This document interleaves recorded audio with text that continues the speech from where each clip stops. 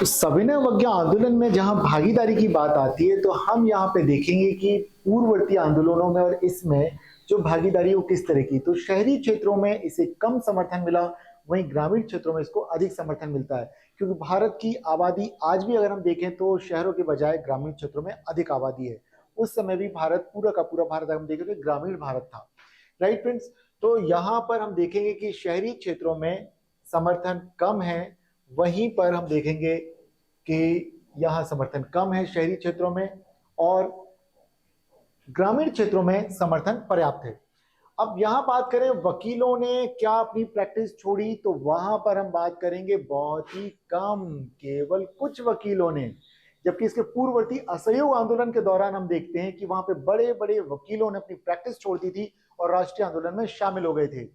Right friends, लेकिन छात्रों की जहां बात आती है कि छात्रों ने किस तरह से समर्थन दिया, तो यहां पर छात्रों ने जरूर राष्ट्रीय स्कूलों में शामिल हो गए, तो छात्रों का भरपूर यहां पर समर्थन प्राप्त होता है, लेकिन वकीलों का यहां समर्थन कम। तो अगर हम वर्गवार भागीदारी देखते हैं, हम उन मुद्दों पर बातचीत करें। फिर आता है क्या क्रांतिकारी, राइट। तो यस, बिल्कुल क्रांतिकारियों का अगर हम देखें तो यहां पर भी कुछ कहीं ना कहीं इस पे मुद्दा क्रांतिकारियों से भी संबंधित था, क्योंकि उस वक्त भगत सिंह जो थे वो गांधी के अनुयायी थे, वे उन्हें मानते थे, लेकिन रेस्ट ऑफ जो थे वो गांधी के उतने ज्यादा फॉलोअर नहीं थे। तो क्रांतिकारियों का हम बहुत हद तक देखें समर्थन नहीं मिला, लेकिन इस दौरान कई सारी क्रांतिकारी घटनाएं भी हुई।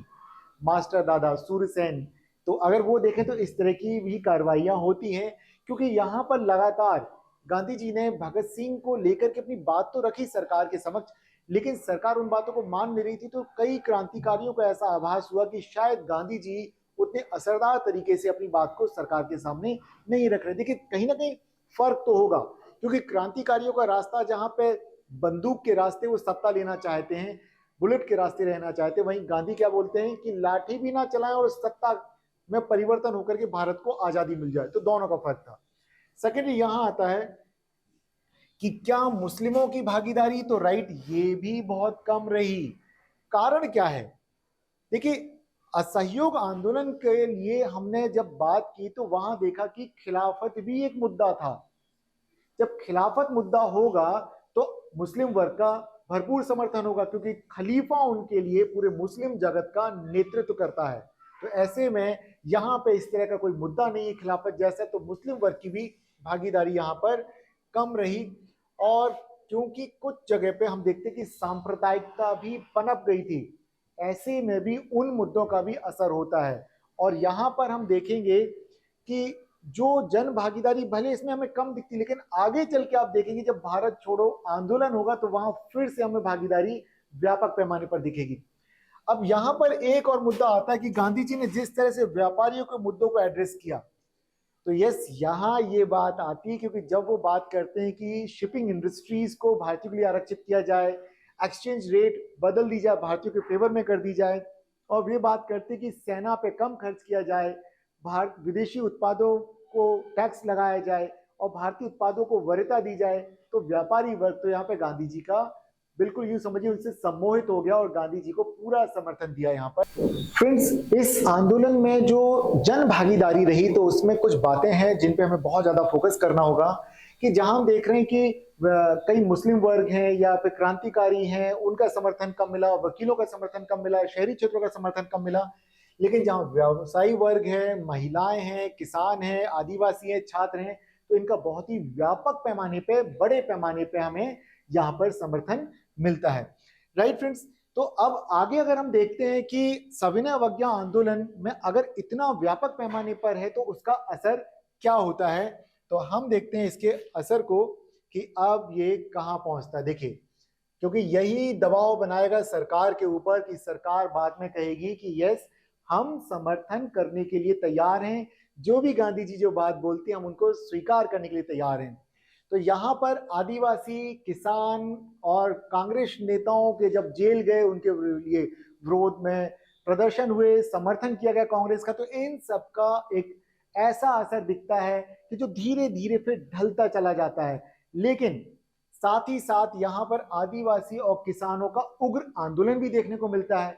तो यहाँ पर थोड़ा सा गांधी जी को लगता है कि अगर आंदोलन को हमने तय समय पर जनता के समर्थन घटने के पहले अगर इसे वापस नहीं लिया तो शायद यह आंदोलन अपनी मौत मर जाएगा।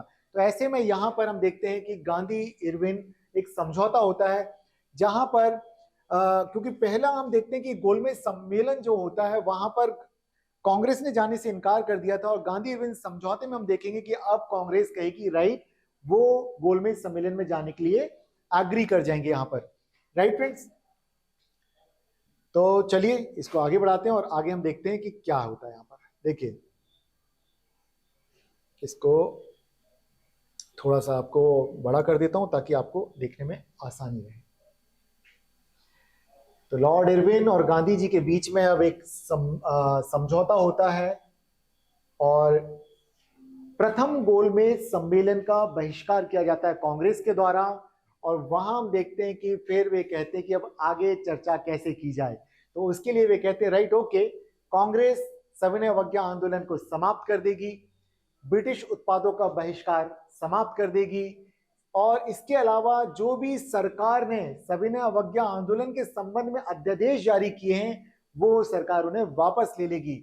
और राजनीतिक कैदियों के साथ जहां हिंसक व्यवहार हुआ, राइट, और अगर उन पे कोई आरोप तय नहीं किए गए हैं, उनकी कोई गलती नहीं, तो उन सभी को रिहा कर दिया जाएगा। इसके अलावा जिन लोगों से किसी तरह का जुर्माना लगाया गया लेकिन वो भरा नहीं गया, तो उनका भी जुर्माना माफ कर दिया जाएगा। देन अगर किसी व्यक्ति को सरकार के कारण किसी तरह की हानि हुई है, क्षति हुई है, तो उसकी क्षतिपूर्ति सरकार के द्वारा की जाएगी, उसे मुआवजा दिया जाएगा। और इसके अलावा क्योंकि कई जगह पे जब रेंट नहीं दिया या करों का भुगतान नहीं किया गया, तो सरकार ने जमीनों को जब्त कर लिया था और उन जमीनों को किसी और को बेच दिया था, मतलब उसको लीज पे दे दिया था। तो यहाँ पर कहा गया कि अगर मान लीजिए किसी तीसरे पक्ष को वो जमीनें नहीं दी गई हैं, तो जमीनें वापस कृषकों को दे दी जाएंगी। राइट फ्रेंड्स, इसके अलावा जिन सरकारी कर्मचारियों ने आंदोलन के पक्ष में इस्तीफा दे दिया था, उनके प्रति नरमी का व्यवहार किया जाएगा, उनके प्रति किसी तरह की बदले की भावना नहीं रखी जाएगी सरकार के द्वारा। और सरकार समुद्री तटीय इलाकों में जो लोग रहते हैं उन्हें नमक बनाने की अनुमति प्रदान करेगी। राइट, इसके अलावा जो भी जहां भी किसी भी तरह के अगर गैर आक्रामक और शांतिपूर्ण प्रदर्शनों में अगर कोई भाग लेता है, तो उसकी भी उन्हें अनुमति प्राप्त होगी। सेकंड फिर आता है कांग्रेस की तरफ से कि Congress second round table conference में भाग लेगी। तो गांधी जी जाते हैं और वहां पर गांधी जी का बड़े ही व्यापक पैमाने पे स्वागत जनता के द्वारा तो किया जाता है, लेकिन उस वक्त जो वहां पे थे उन राजनेताओं के द्वारा गांधी जी की उपेक्षा की जाती। गांधी जी जाते हैं सेकंड राउंड टेबल कॉन्फ्रेंस में, वे कहते हैं मैं वहां गया तो जरूर, लेकिन वहां से मैं बिना कुछ प्राप्त किए खाली यहाँ ही लौट आया। राइट फ्रेंड्स, तो गांधी जी यहाँ पर निराश हो जाते हैं और सेकेंड राउंड टेबल कॉन्फ्रेंस से गांधी जी वापस आ जाते हैं, और गांधी जी की जो डिमांड्स हैं सरकार उनको मानने से इनकार कर देती है। जब इनकार कर देगी तो फिर क्या होगा? कोशिश तो ये की जाएगी कि दोबारा से फिर से आंदोलन को रिवाइव किया जाए।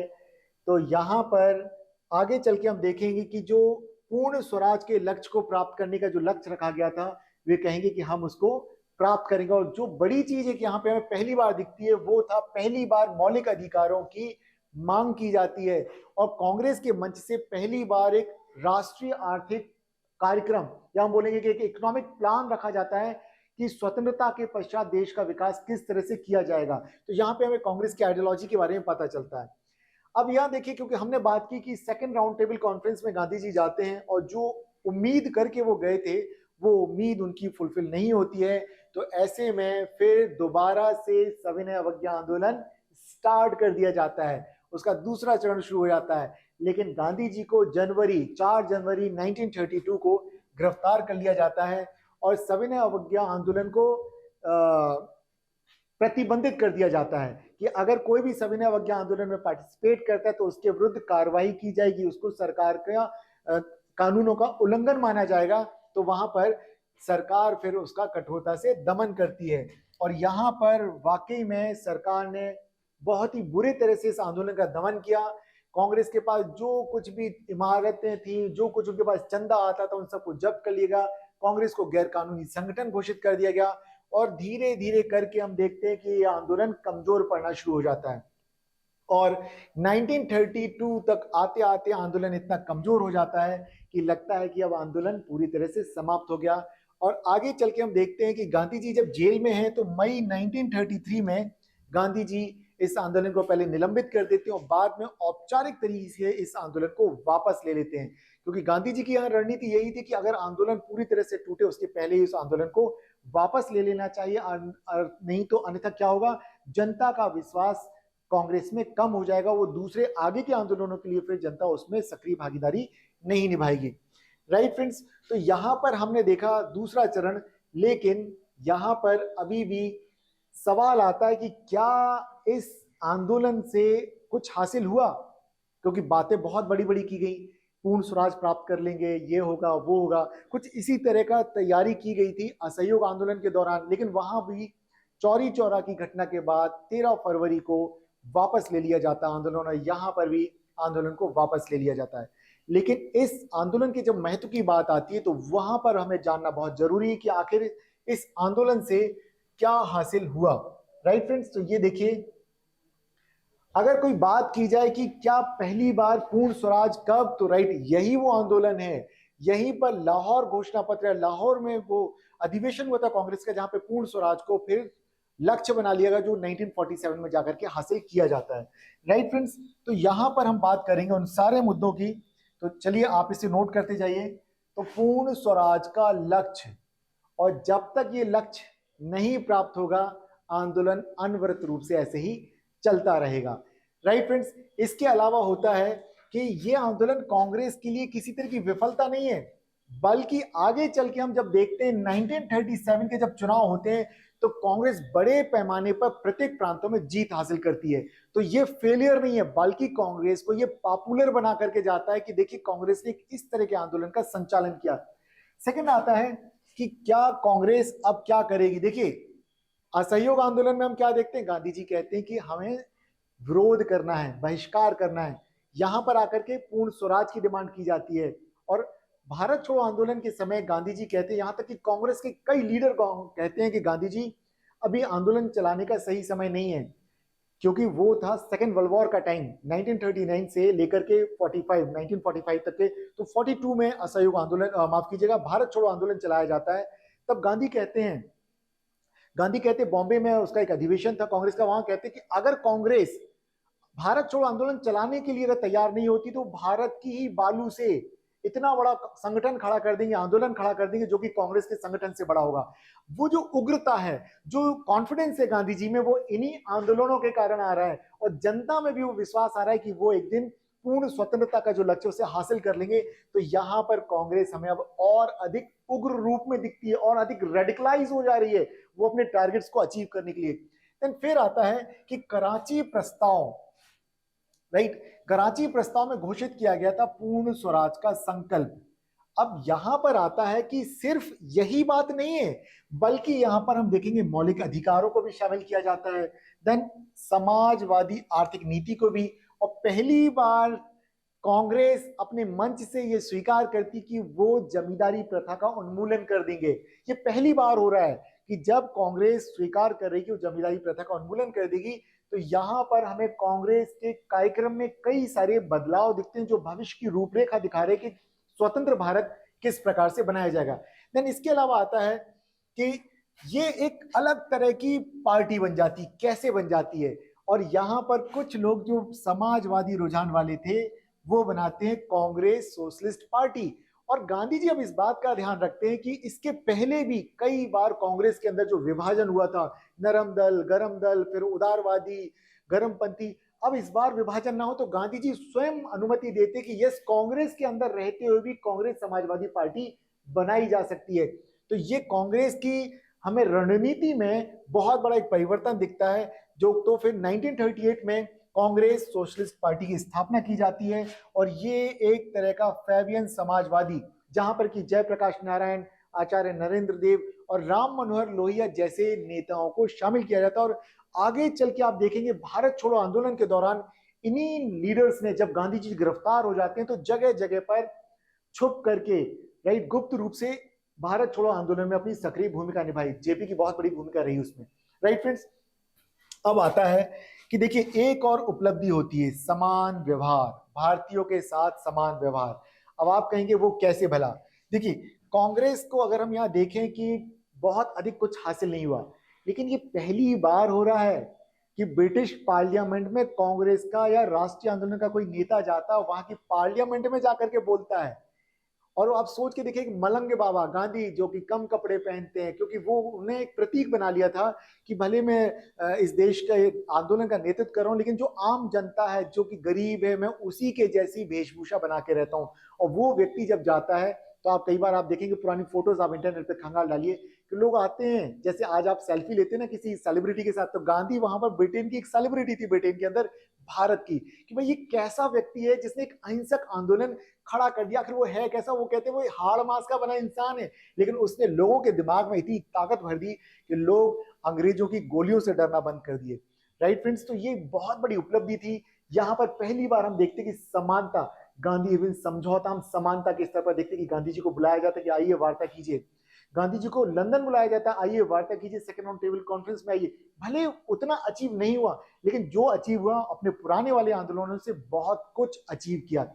राइट फ्रेंड्स, तो अब तक हमने यहाँ पर आंदोलन को जो देखा समझा, और अब मैं आपसे उम्मीद करता हूं कि राइट आपने, जब हमने शुरुआत की यहाँ पर, तो हमने एक एक करके उन सारे बिंदुओं को देखा, इसकी पृष्ठभूमि देखी कि सविनय अवज्ञा आंदोलन क्या था, क्यों था, कब हुआ, अपने पूर्ववर्ती अपने पिछले आंदोलनों से कैसे अलग था, और इसने भविष्य के लिए क्या पृष्ठभूमि तैयार की, जिससे कि भारत में 1942 में भारत छोड़ो आंदोलन या क्विट इंडिया मूवमेंट जैसे एक बड़ा व्यापक पैमाने पर एक आंदोलन शुरू हो पाता है। तो उसके लिए जमीन तैयार करने का काम यही आंदोलन करता है, कांग्रेस को एक उग्र रूप में खड़ा करके दे देता है। सरकार यहाँ पे, कांग्रेस के लीडर सरकार की आंखों में आंखें डाल के बात करते हैं, उनके साथ बराबरी के लेवल पर बात की जाती है, यहाँ तक कि ब्रिटिश पार्लियामेंट में गांधी जी को बुलाया जाता है कि गांधी जी आए।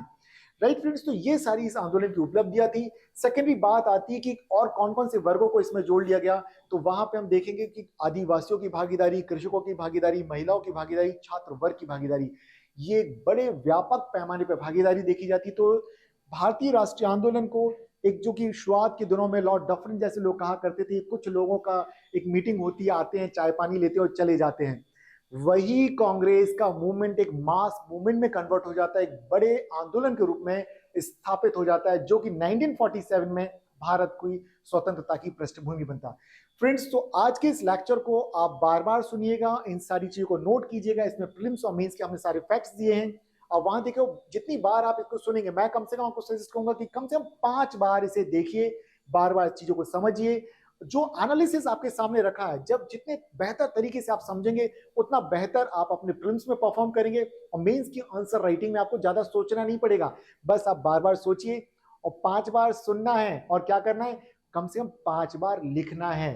आप पर डे 20 पेज लिखने की आदत डाल लीजिए। अगर ये आदत आपको डल जाएगी तो आपको एग्जाम में आप कम टाइम में अपने सारे अटेम्प्ट्स कर पाएंगे, सारे क्वेश्चंस कर पाएंगे, और जो आपका लास्ट जो अचीव करने का टारगेट है ना, कि आप चाहते कि आप एक ऐसी प्रतिष्ठित जॉब को आप पा जाएं, वो आप अचीव कर पाएंगे।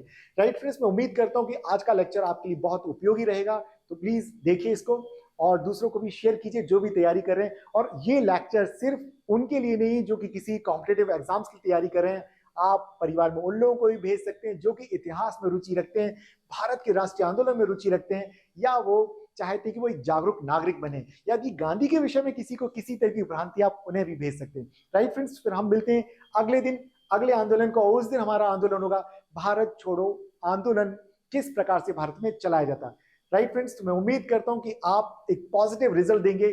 कमेंट बॉक्स में जरूर बताइएगा कि आपको आज का वीडियो कैसा लगा। फिर मिलते हैं, नमस्कार दोस्तों।